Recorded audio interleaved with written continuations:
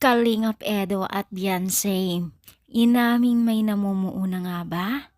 So bago natin pagpatuloy ating pag-support today's video, kung bago ka pa lang sa aking channel, please subscribe po, like and pakit na rin po natin guys ang notification bell upang ma-update po tayo tuwing ako po nag-upload patungkol sa Team Kalingap. Please support po natin ang buong Team Kalingap, lalong lalo na po kila Kalingap Rob at Kuya Bal.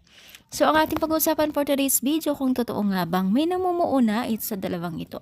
Yes, may namumuuna, pagmamahal lang bilang isang love team at kuya. Char. Sa ngayon pa naman guys, no, bawal na bawal po talaga ang seryosohin ang love team.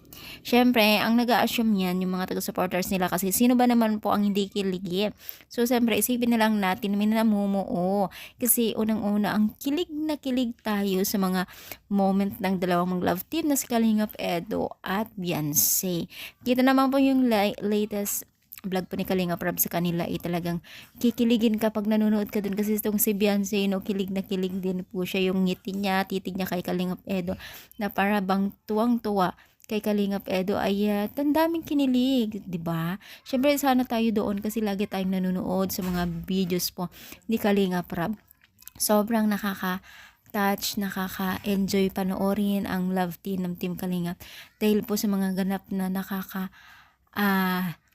kilig, no? So, tuloy-tuloy pa rin ang pagsuporta natin sa kanila kasi alam naman natin na tayo din ay partner ng Team Kalingap, lalo na ngayon. Ang dami pa pong naka-line up sa mga pabahay nila.